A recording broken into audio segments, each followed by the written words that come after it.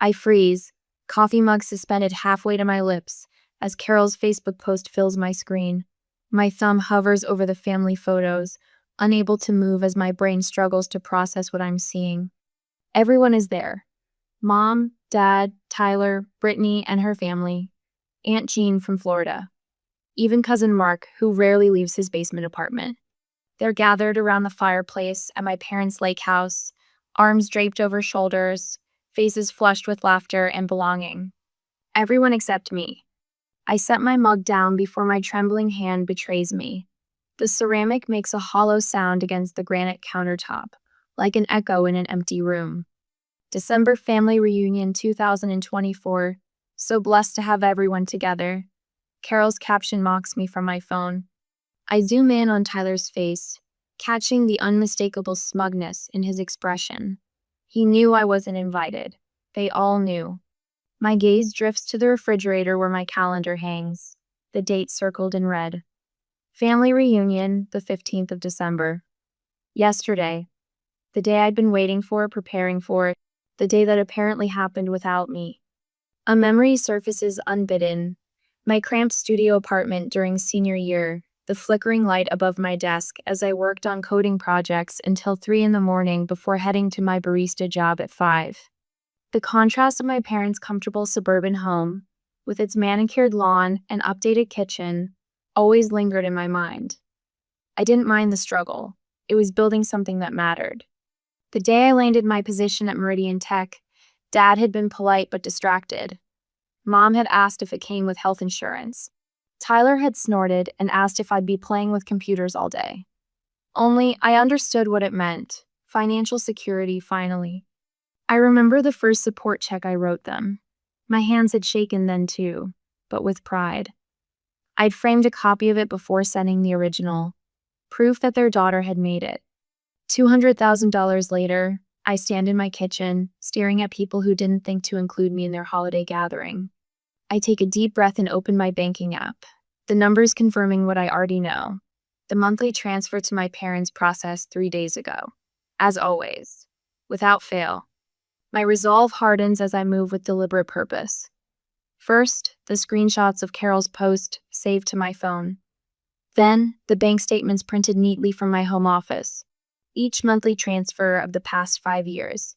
The extra payments, Tyler's car, when he totaled his previous one. Brittany's emergency dental work. The new roof for my parents' house. I slide everything into a folder, pressing it closed with a firm click. In my bathroom, I smooth my hair and apply lipstick with precision. The woman in the mirror looks calm, controlled, prepared. Not this time, I tell her quietly. The drive to my parents' home takes 23 minutes. I know because I've made this journey countless times, usually responding to some urgent need or manufactured crisis. The same house I helped refinance when Dad's commission-only sales job hit a slump 3 years ago. Headlights illuminate the familiar mailbox, the one I paid to replace last spring. I park behind Tyler's BMW vehicle that wouldn't exist without my monthly contributions to his temporary financial shortfall that has somehow lasted 4 years. The scent of roasted turkey greets me as I enter without knocking. They're already seated around the dining table, the good china gleaming under the chandelier. My mother looks up, surprise briefly crossing her face before she smiles. "Lauren, honey, I didn't know you were coming for dinner tonight." "Thought I'd surprise you," I say, hanging my coat carefully on the rack. "Hope there's enough food." "Always room for one more," Dad says without looking up from his plate. He's wearing the watch I bought him for his birthday, the one he called too extravagant before accepting it anyway. Tyler snickers into his wine glass. "Yeah, surprised to see you away from your computer on a weeknight. No emergencies at work?" "Not tonight," I reply, taking the empty seat next to Brittany, who immediately shifts slightly away. Mom serves me a generous portion of green bean casserole, my least favorite dish, despite mentioning it every holiday for the past decade. "So, Brittany says Tyler just put a deposit down on a lakefront property. It's an investment opportunity, very exclusive." I nod, cutting my turkey into precise pieces. Sounds expensive. Tyler puffs up visibly. "Well, you know what they say. You have to spend money to make money." Dad launches into a complaint about the property tax increase, absent-mindedly adjusting his watch. I let the conversation flow around me, waiting for the perfect moment. When there's a natural lull, I set down my fork and ask with practiced casualness, "How was the family reunion yesterday?" The silence that descends is absolute. 5 pairs of eyes fix on me, expressions ranging from shock to discomfort toying Tyler's case on disguised amusement. "What reunion?" Mom asks, her voice pitched slightly too high. I reach for my water glass, taking a deliberate sip. "The one at the lake house. The one Aunt Carol posted about on Facebook this morning." Tyler smirks. "Oh, that reunion. Yeah, it was yesterday." Brittany jumps in, her voice syrupy sweet.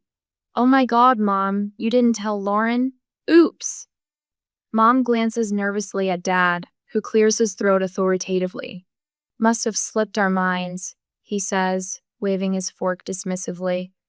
"You're always working anyway. Wouldn't have expected you to make it." I place my phone on the table, screen up, Carol's post clearly visible. Funny, since it's been on my calendar for months. "Lauren," Mom begins, her tone shifting to the one she uses when she wants something. "Don't make a big deal out of nothing. It was just a small gathering." 27 people, I say, scrolling through the photos. Every family member except me. Tyler rolls his eyes. "So dramatic. It's just a stupid reunion." I open my purse and withdraw the folder, placing it next to my phone. The table falls silent again as I flip it open, revealing the neatly organized bank statements. "If I'm not important enough to invite," I say, my voice steady despite the thunder of my heartbeat, "then you don't need my money either." Tyler's laugh slices through the silence, too loud and hollow against the dining room walls. "You're kidding, right?" His eyes dart to my folder, then back to my face. "This is just some dramatic little show?" "It was a misunderstanding, Lauren," Brittany says, scooting her chair closer to mine, her hand reaching for my arm. I shift just enough that her fingers grasp empty air. "We thought you were busy. You know how you always are." Mom's eyes begin to glisten, the tears forming right on cue. "You can't do this to your family," she whispers, voice trembling with practiced precision. Dad sets his fork down with a deliberate clink against the good china I paid to replace last Christmas, when Mom mentioned how embarrassed she was by the chipped edges of her mother's set. "That's enough, Lauren," he says, summoning the stern father voice that stopped working on me years ago. "You're overreacting." I don't respond immediately. Instead, I open my purse and pull out the folder with steady hands. One by one, I spread the bank statements across the dining table, between the green bean casserole and the buttered rolls. The yellow highlighter marks are impossible to miss. $2,500 transferred on the first of every month for the past 5 years.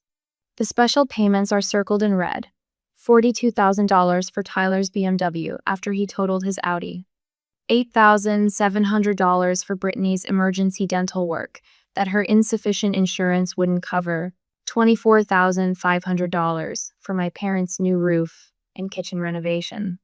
The last statement sits in the center, the $60,000 lump sum payment that cleared their second mortgage when Dad's commissions dried up during the pandemic. No one speaks. The only sound is Mom's fork slipping from her fingers onto her plate. Tyler's expression shifts from mockery to something closer to panic. His phone vibrates against the table. He glances down, swipes the notification away. It vibrates again and again. "Those your credit card alerts?" I ask quietly. The color drains from his face.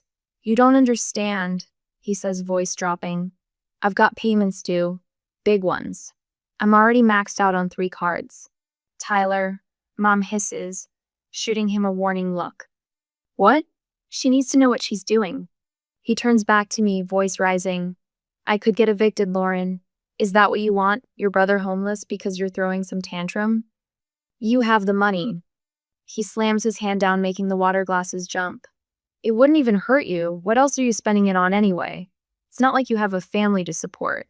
Brittany slides her chair closer to Mom, draping an arm around her shoulders with practiced concern. Her perfectly manicured nails so fresh set I recognized from the salon receipt she texted me last week, asking for a small loan. Pat Mom's hand soothingly.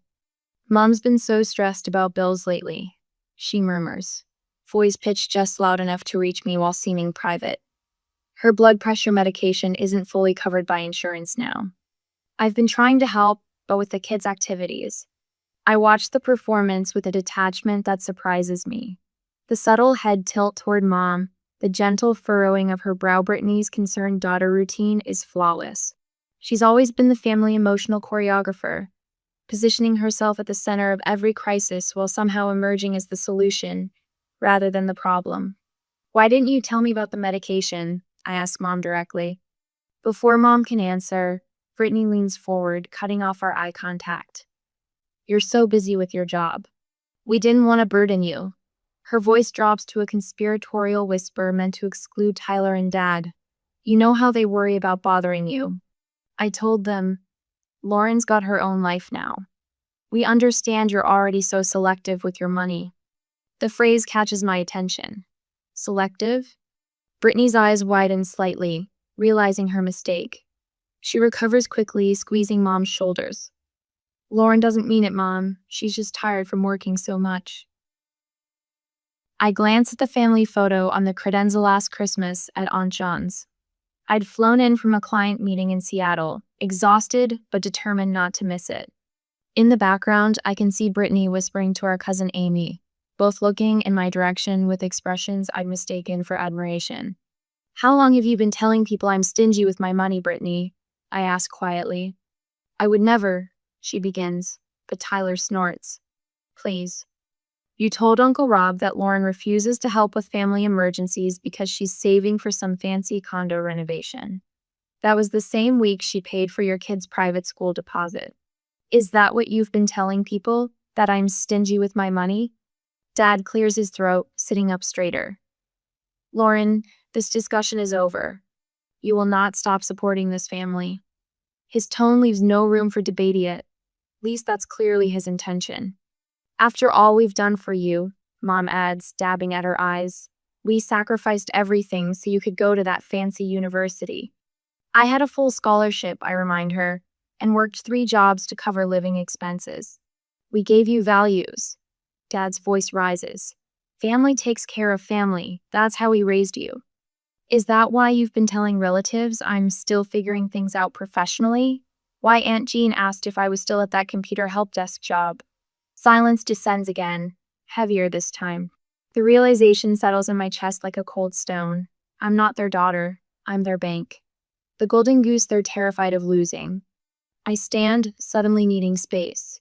They rise with me, closing in, Mom reaching for my hand, Brittany blocking the doorway, Dad stepping closer to my side, Tyler hovering by the table, eyes darting between me and my purse, as if calculating whether he could grab the bank statements before I could stop him.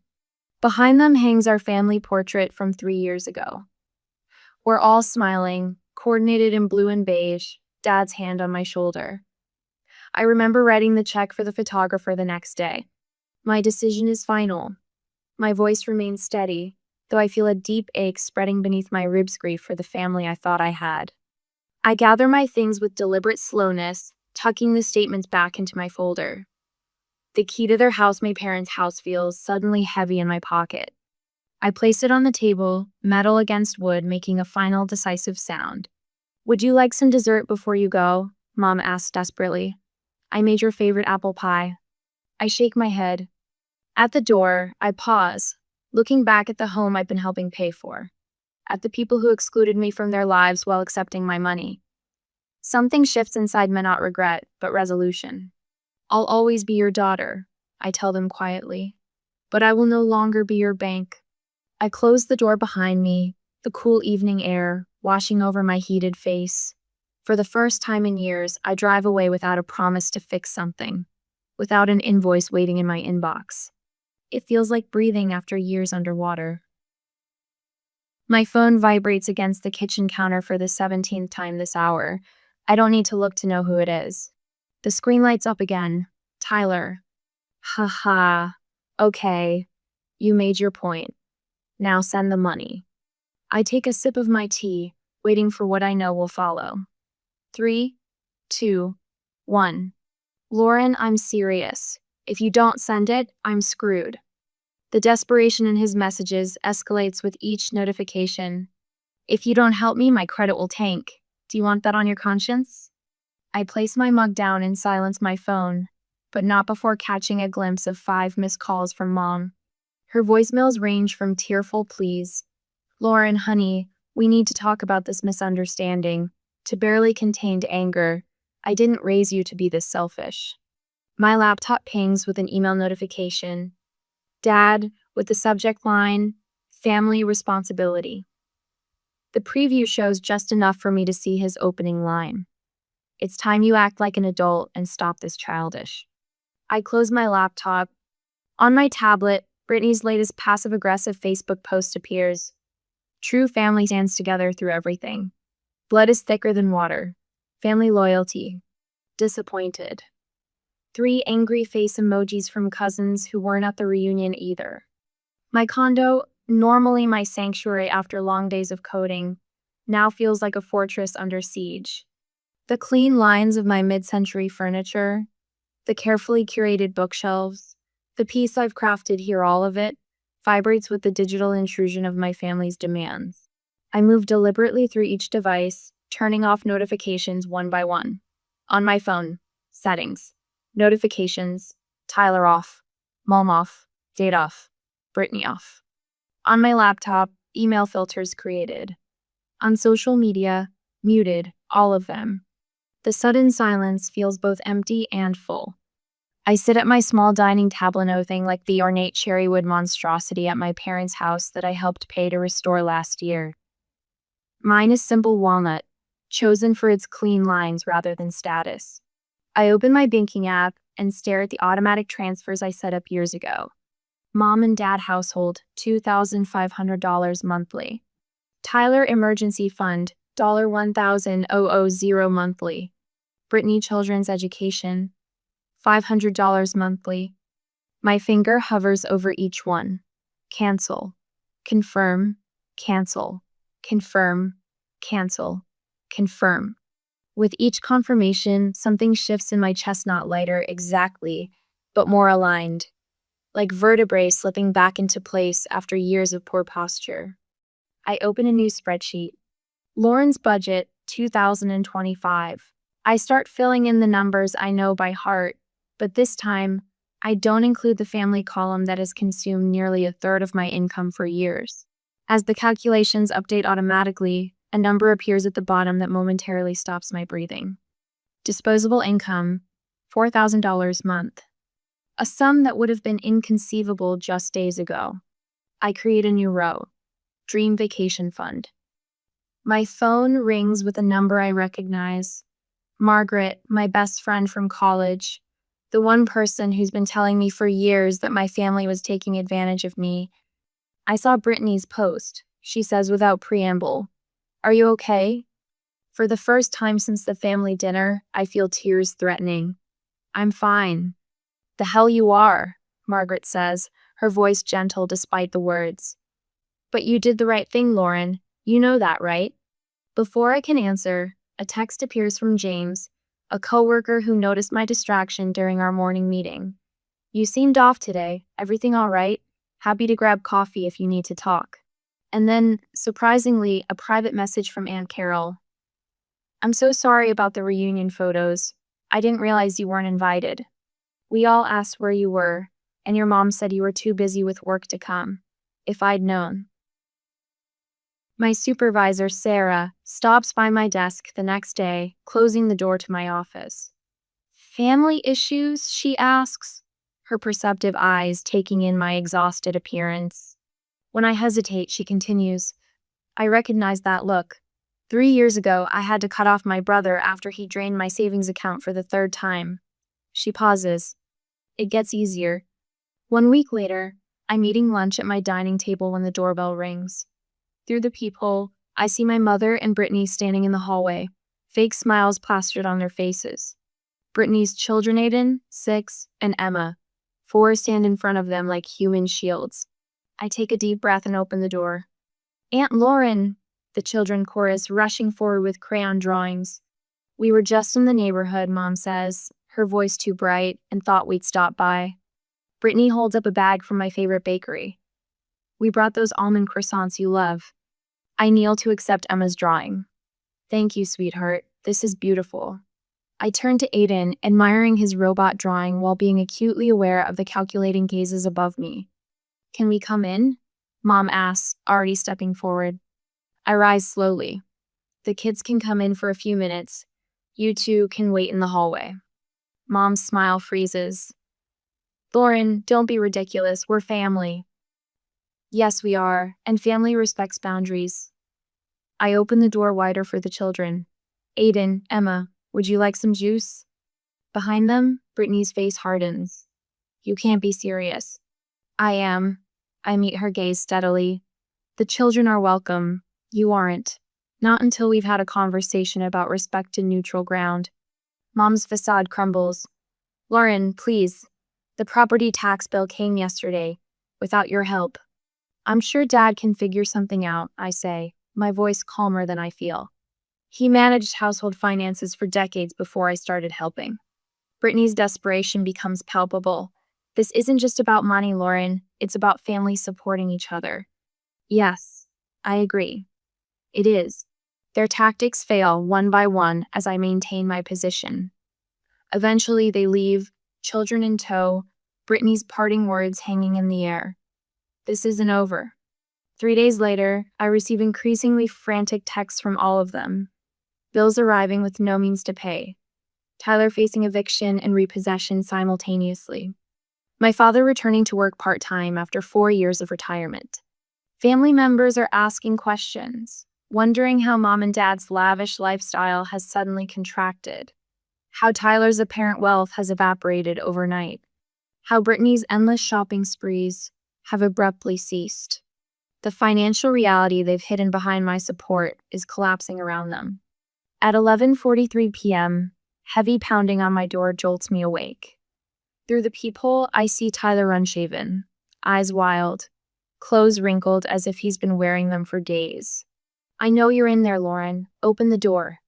I wrap my robe tightly around myself and open the door. Security chain still in place.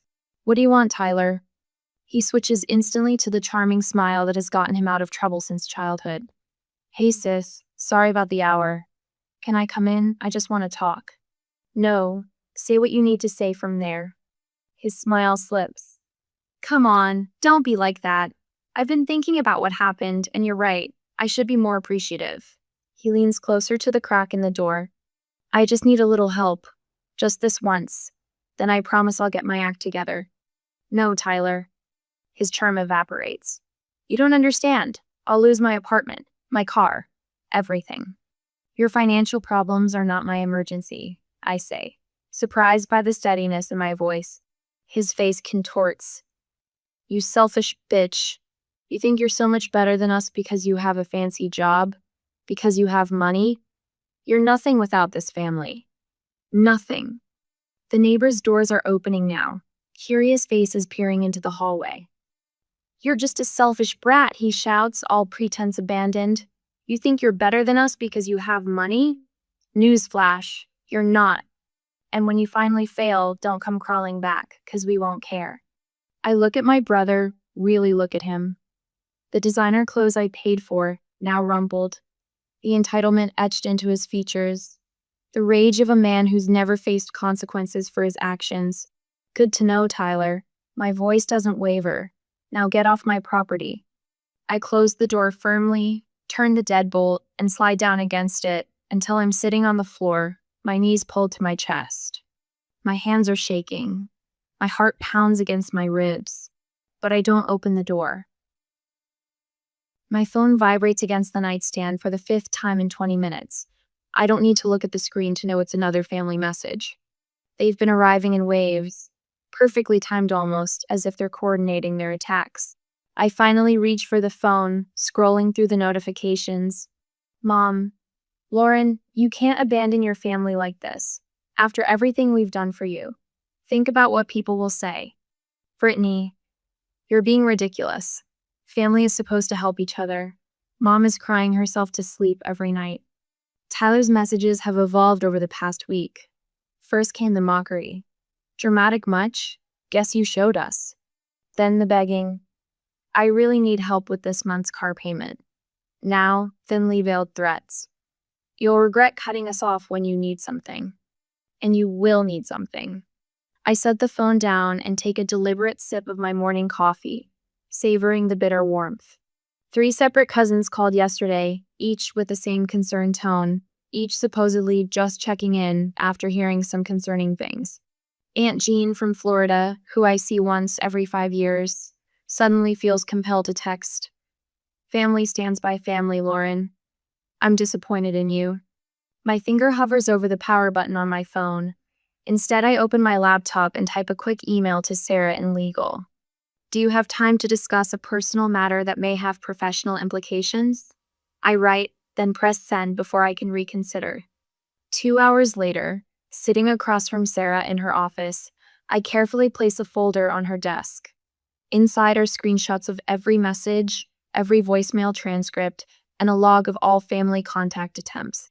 I'm concerned this may escalate, I explain, keeping my voice steady. My brother has made comments suggesting he might contact clients or appear at the office. Sarah nods, reviewing the documents with a practiced eye. Smart to document everything, she says. Let's talk about a protection plan. By afternoon, I've scheduled installation of a security camera at my condo entrance, met with my bank to password protect all accounts, and drafted a clear, attorney-reviewed email to my family defining my boundaries. Effective immediately, I will not respond to communications that are demanding, threatening, or manipulative in nature. Any appearance at my workplace will result in immediate security involvement. This is not negotiable. I press send and exhale slowly, feeling both lighter and heavier simultaneously. I hear the whispers at the grocery store 3 days later.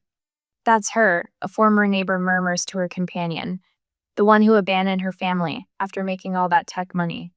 I select an apple, examining it with unnecessary focus while straining to hear their conversation. Richard says they sacrificed everything for her education, and now she's turned her back on them. The words drift over the produce section. I place the apple in my cart and straighten my shoulders, moving through the store with deliberate calm. Let them talk. I've made my decision.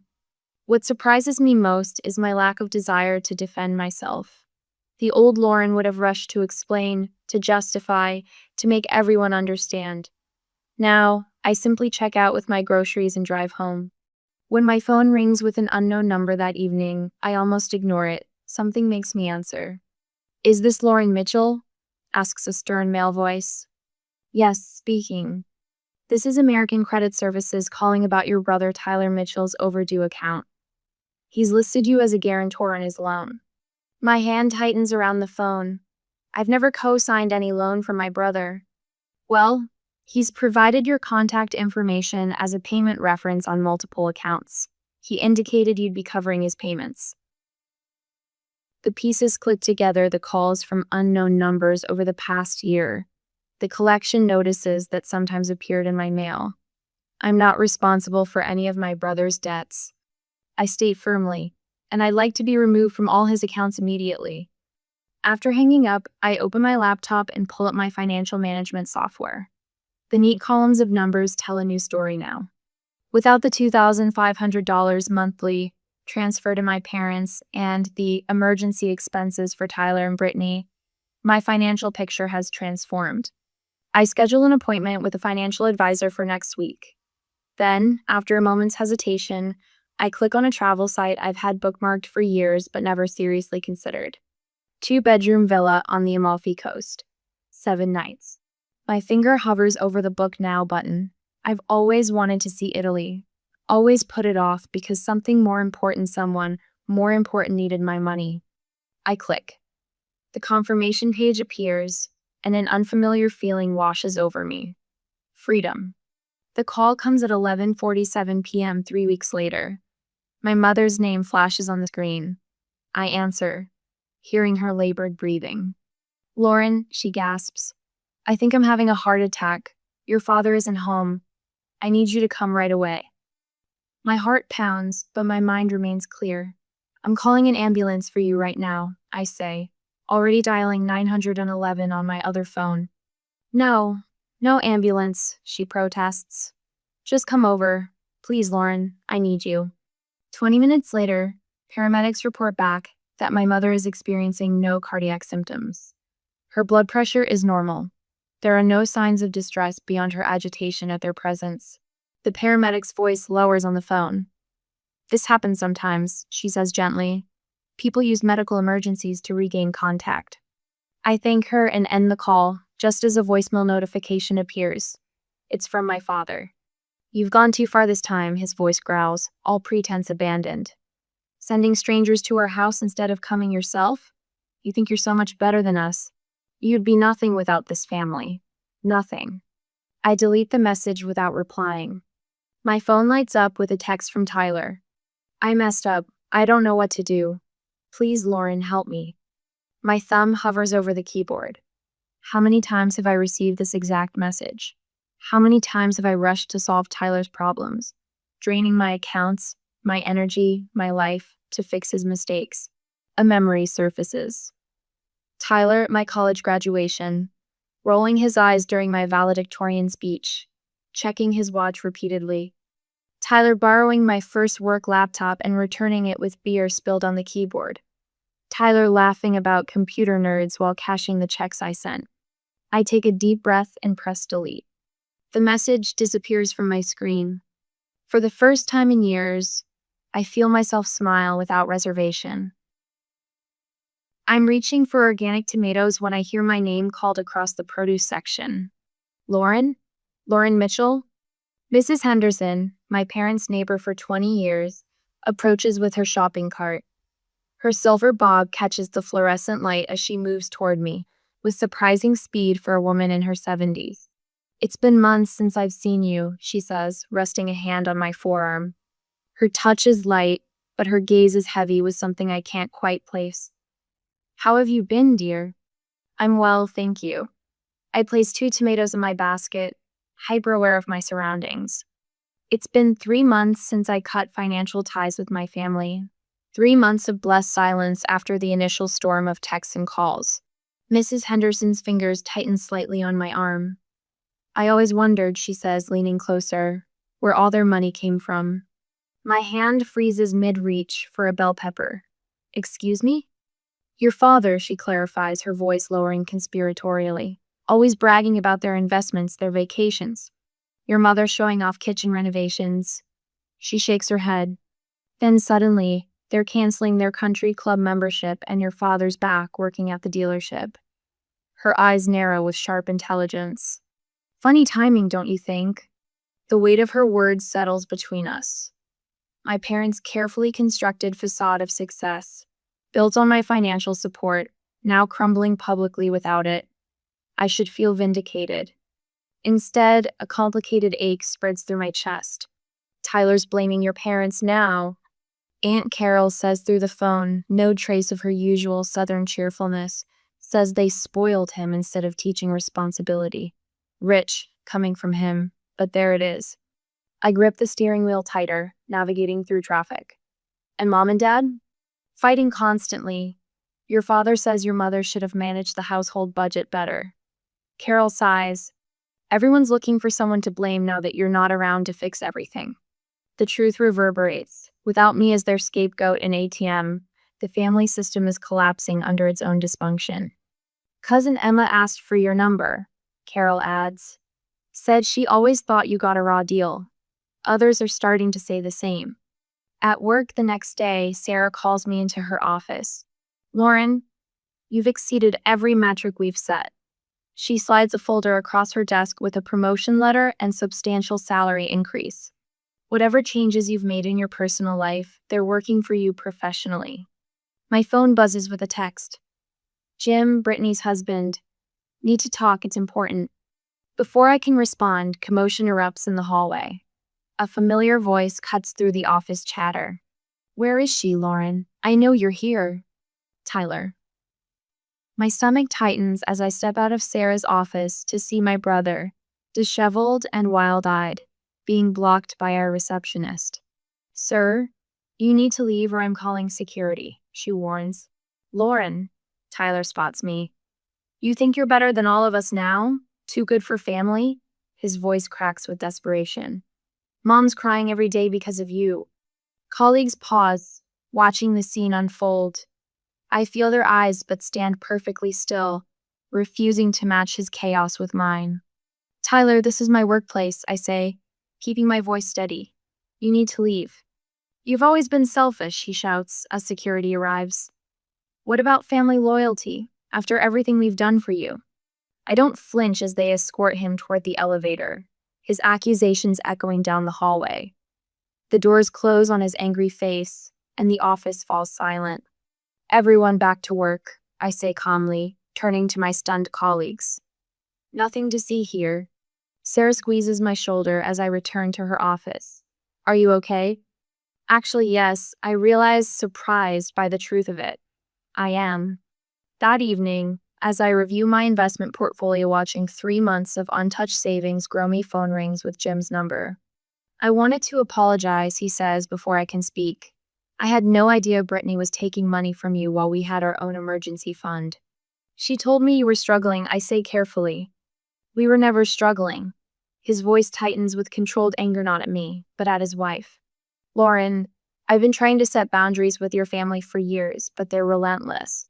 "That they are," I agree, surprising myself with a short laugh. "How did you do it?" he asks, his voice dropping to almost a whisper. "How did you finally break free?" The question catches me off guard, this impossible alliance forming across family lines. "I stopped believing I was responsible for fixing their problems," I say finally. The certified letter from my attorney arrives the next morning. I run my finger over the embossed letterhead before setting it on the kitchen counter. Inside, legal documentation establishing clear boundaries for future contact, removing my name from any financial commitments to the family home, and official notification that all monetary support has permanently ceased. My phone pings with a notification. The bank confirms Tyler's car has been repossessed, the same car I'd been making payments on for years. The Mercedes he'd parked defiantly in my visitor spot during his last emergency visit. For the first time in years, I sleep through the night without checking my phone. No midnight texts about broken water heaters or overdrawn accounts. No pre-dawn calls about Tyler's latest crisis. In the morning light, I stand before my bathroom mirror, studying my reflection. The woman looking back seems different, shoulders relaxed, jaw unclenched, eyes clear and focused. The constant weight I carried for so long has visibly lifted, as if I've shed an actual physical burden. I think about what Mrs. Henderson said in the grocery store, about Jim's hushed questions, about Tyler's desperate scene in my office, about how sometimes the true purpose of difficult boundaries isn't just protecting yourself, but forcing others to finally grow up. The scent of rosemary and garlic fills my condo as I arrange a final sprig of herbs on the roasted vegetable platter. Through the kitchen window, December snow falls in gentle flakes, nothing like the blizzard of emotions that engulfed me this time last year. "Need any help?" Margaret calls from the living room where she's adjusting a string of tasteful white lights along my bookshelf. "Just about done," I reply, surprised by the easy calm in my voice. A year ago, that voice trembled as I confronted my family over a dining table laden with manipulation and decades of expectation. I glance at the new photos adorning my wall, shaking at Starved Rock with James and his wife, Sarah, and I at the company retreat, a group shot from the financial literacy workshop I now lead monthly. Not a single image features the people who share my DNA. Yet these frames hold more genuine family than I've known in 32 years. My phone buzzes on the counter. Once, that sound would have triggered an immediate spike of adrenaline, another family emergency, another drain on my bank account, another reason I wasn't good enough despite everything I gave. Now, I check it at leisure, smiling at the text from a hiking group about next weekend's trail. The doorbell chimes, and I open it to find James and Lisa, their arms filled with a homemade lasagna and a bottle of wine. "Sorry we're early," Lisa says, unwinding her scarf. James was worried about the snow. "Always the planner," I laugh, accepting their offering. "Come in." Soon my modest living room hums with conversation. Sarah arrives with her partner, followed by two colleagues from the literacy program. The space fills with genuine laughter that doesn't hold hidden barbs or veiled requests. Margaret raises her glass during dinner. To Lauren, she says, her eyes holding mine with fierce pride, "Who taught me what courage really looks like?" Sarah nods. "You've inspired half the office to set better boundaries. My brother actually called to thank you." I feel warmth spread across my cheeks that has nothing to do with wine. Later, as we share dessert, Aunt Carol's monthly update arrives in my inbox. I excuse myself for a moment to read it privately on my balcony. "Tyler's working 2 jobs now, actually showing up consistently. Your parents finally sold the lake house, moving to that condo next month. Brittany and Mark are in counseling, something about financial honesty. Everyone's changing, Lauren. Slowly, painfully, but changing." Cold air fills my lungs as I absorb this. Without me as their safety net, they're finally learning to stand. The knowledge brings complexity, satisfaction tinged with grief for all the years wasted in our dance of enablement. Back inside, I catch sight of a small photo on my bookshelf, younger me, graduation day, eyes bright with hope before years of familial extraction dimmed them. Beside it sits my journal, tracking the emotional terrain I've navigated this year, and my latest bank statement with its healthy balance and absence of outgoing support payments. My therapist's words echo, "Boundaries aren't walls, they're bridges to healthier relationships if others choose to cross them respectfully." Later that week, I sit with Zoe, a 24-year-old participant in my financial literacy program. Something in her hesitant questions about family obligations reminds me of myself a decade ago. "My mom says it's my responsibility since I got the good job," she whispers. I reach into my bag and hand her my copy of Financial Boundaries, the book that helped rebuild my self-worth after years of erosion. "Your success doesn't make you responsible for others' choices," I tell her. "Helping is wonderful. Being exploited isn't." The recognition in her eyes tells me the cycle might break here. When the invitation to next year's family reunion arrives in the mail, I don't immediately toss it. Instead, I consider it thoughtfully before writing my conditions for attendance on crisp stationery. My father's voice sounds older when he calls to discuss it. "Lauren," he begins, then pauses. "We didn't see what we were doing to you. I'm sorry." The apology is imperfect, halting, but the first genuine words we've exchanged in years. "I'll consider coming, Dad," I say finally. But this time, it's on my terms. That evening, I stand on my balcony watching twilight embrace the city. Wind chimneys, a housewarming gift from Margaret, sing softly in the breeze. I close the family album I finally found courage to revisit, running my fingers over its worn cover. Sometimes I whisper to the fading light, "The most loving thing you can do for family is to stop protecting them from the consequences of their actions."